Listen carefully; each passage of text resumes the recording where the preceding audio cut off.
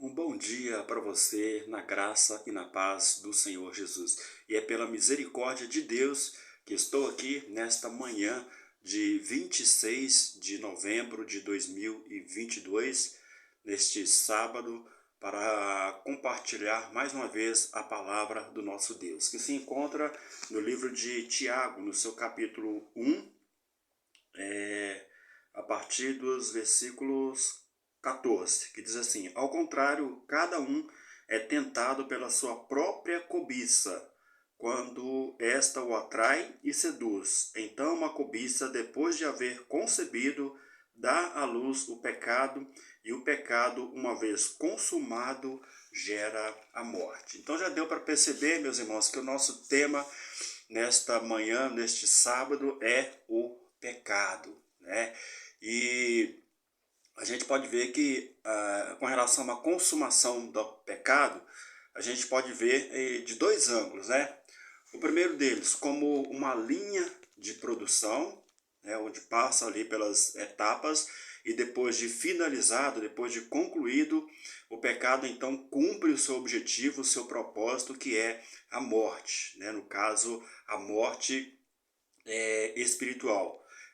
Mas podemos ver também de outro ângulo, como se fosse uma gravidez, né? Onde começa na nossa mente com o desejo, a sedução, depois vem a gravidez e depois vem o nascimento, né? Amém? Ao contrário de uma gravidez, né, que quando a criança nasce, traz alegrias, expectativa para toda a família e para os que estão ao redor, o pecado, no caso, ele conclui ali com o seu objetivo final, que é a morte, né? Como eu disse, a morte espiritual.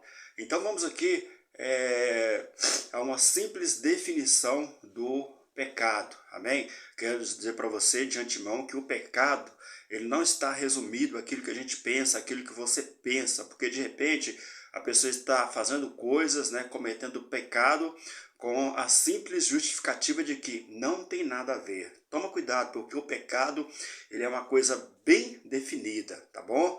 E eu digo para você que o pecado é tudo aquilo que contraria a palavra ou a vontade do Deus soberano e maravilhoso. Amém? E o pecado também, a palavra pecado vem do grego iamartia, que significa errar o alvo. Então, essa é coisa muito séria, né? E a gente sabe que errar às vezes nos traz consequências desastrosas, né? Para começar, olha, lá no Jardim do Éden, Adão errou a partir do momento que ignorou, né, a ordem expressa de Deus de que ele não deveria tocar na árvore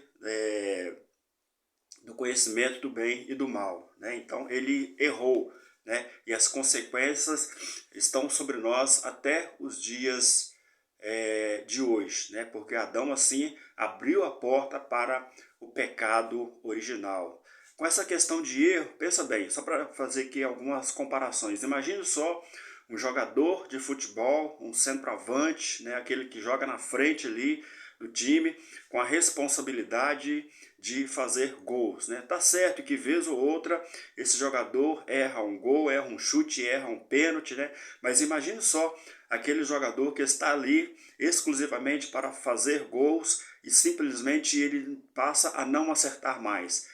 Erra todos os chutes, né? Erra todos os pênaltis, né? Especialmente ali num dia de uma partida decisiva. Imagine só a ruína desse jogador, não é verdade?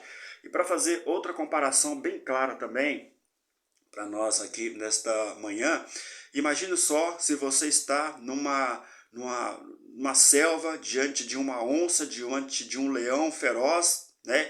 Que certamente está ali todo intencionado em te devorar, e de repente você tem, quem sabe, sei lá, uma lança, né? Uma arma, uma espada, né? E de repente aquele animal vem contra você e você tem que atingir aquele animal, né?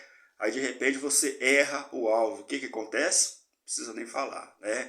Então, para você ver que o erro, ele traz consequências gravíssimas para a gente. E pecado é errar o alvo. Amém?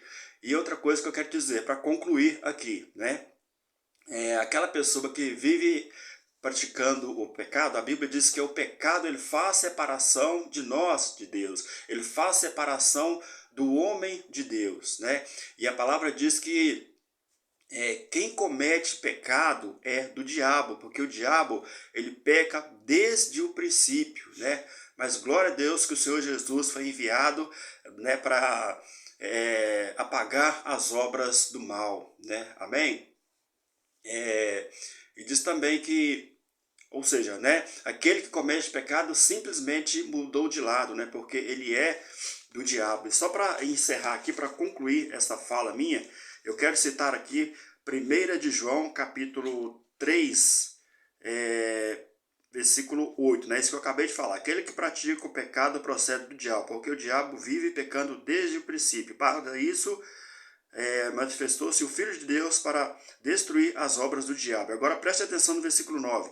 Todo aquele que é nascido de Deus não vive na prática do pecado, pois o que permanece nele é a divina semente. Ora, esse não pode viver pecando, porque é nascido de Deus. Então tá aí uma diferença muito grande, né, que eu deixo para você, essa reflexão para você meditar e chegar a uma conclusão na sua vida, tá bom? Amém? Vamos orar? Deus maravilhoso, santo, eterno, altíssimo, Pai, eu te rendo graças, te glorifico por esse momento precioso, maravilhoso, em que podemos, ó Pai, tratar aqui nessa reflexão acerca do que pecado, que é a pior coisa que pode acontecer na vida de uma pessoa, Pai. Que o Senhor possa abrir a nossa mente, esclarecer a nossa mente, o nosso coração, Pai querido, para que, se porventura, meu Deus, permanecemos no pecado até agora, Senhor, que o Senhor possa nos livrar, Pai amado, no nome de Jesus, que possamos passar a conduzir as nossas vidas de uma forma diferente, de uma forma agradável a Ti, a partir de agora, Senhor. Sem a prática do pecado, Senhor, com esse mal realmente longe de nossas vidas, Pai querido, porque nós devemos agradar ao Senhor, buscar a Tua face e a Tua presença, devemos estar do lado do Senhor como filhos nascidos de Deus. E assim, Pai, eu oro, te agradeço, te exalto e declaro a vida desse meu irmão, dessa minha irmã, abençoada para a Tua glória, em nome de Jesus. Amém? Deus abençoe grandemente a sua vida, um ótimo dia, um ótimo e abençoado sábado, em nome de Jesus.